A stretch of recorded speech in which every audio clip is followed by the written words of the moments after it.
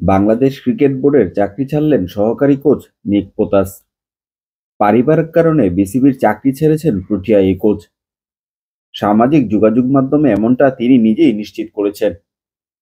2026 সালের মার্চ পর্যন্ত বিসিবির সঙ্গে চুক্তি ছিল নিক পোতাসের, কিন্তু পাকিস্তান ও সংযুক্ত আরব আমিরাতে অনুষ্ঠেয় চ্যাম্পিয়ন্স ট্রফির আগেই বাংলাদেশ ছাড়ার সিদ্ধান্ত নিয়েছেন প্রোটিয়া এই কোচ। সামাজিক যোগাযোগ মাধ্যম ফেসবুকে পোতাস লিখেন, আই উইল মিস ইউ। সব ভালো জিনিসের মতো আমার এই অধ্যায়ও শেষ। বাংলাদেশ ক্রিকেটের অনেকের সঙ্গে আমার অসাধারণ সময় কেটেছে। আমরা একসঙ্গে অনেক রেকর্ড গড়েছি, ইতিহাস গড়েছি এবং অসাধারণ স্মৃতি সঞ্চয় করেছি। এখন পরিবারের সঙ্গে কিছু ভালো সময় কাটানোর অপেক্ষা। এরপর দেখা যাবে পরের অধ্যায়ে কি আছে। বাংলাদেশের দায়িত্ব ছাড়লেও দেশের ক্রিকেটের জন্য শুভকামনা জানিয়েছেন নিক পোথাস। তিনি আরো বলেন, বাংলাদেশ ক্রিকেটের সামনে অসাধারণ একটা বছর অপেক্ষা করছে। দলের সকলের জন্য শুভকামনা। তোমাদের অনেক মিস করব।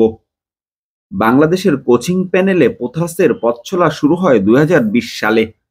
উপমহাদেশে এর আগেও কোচিং করিয়েছেন তিনি। এর আগে 2017 থেকে 18 মৌসুমে শ্রীলঙ্কা দলের প্রধান কোচের দায়িত্ব পালন করেছিলেন পোথাস।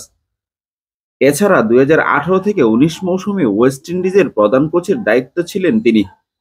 প্রধান কোচের দায়িত্ব ছাড়াও বিভিন্ন ফ্র্যাঞ্চাইজি দলের সহকারী কোচ ও ফিল্ডিং কোচের ভূমিকাও দেখা গিয়েছে তাকে। তবে 2020 সাল থেকে বাংলাদেশে চান্দিকা হাথুরু সিংহের সহযোগী হিসাবে কাজ করছেন নিক পোতাস। তার এই বিদায়ে এখন পর্যন্ত আনুষ্ঠানিকভাবে কিছুই জানায়নি বাংলাদেশ ক্রিকেট বোর্ড। চ্যাম্পিয়ন্স ট্রফির আগে চাকরি হারিয়েছিলেন চান্দিকা হাথুরু সিংহ। তবে চ্যাম্পিয়ন্স ট্রফিতে নিক পোতাসকে দেখা যাবে এমনটাই প্রত্যাশা ছিল টাইগার ভক্তদের, কিন্তু সেটাও আর হলো না।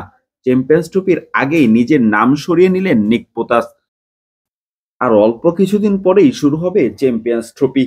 তার আগে নিক পোতাসের জায়গায় অন্য কোনো বিদেশিকে স্থলাভিষিক্ত করা হবে নাকি দেশীয় কাউকে সুযোগ দেওয়া হবে, সেটাই এখন দেখার অপেক্ষায়।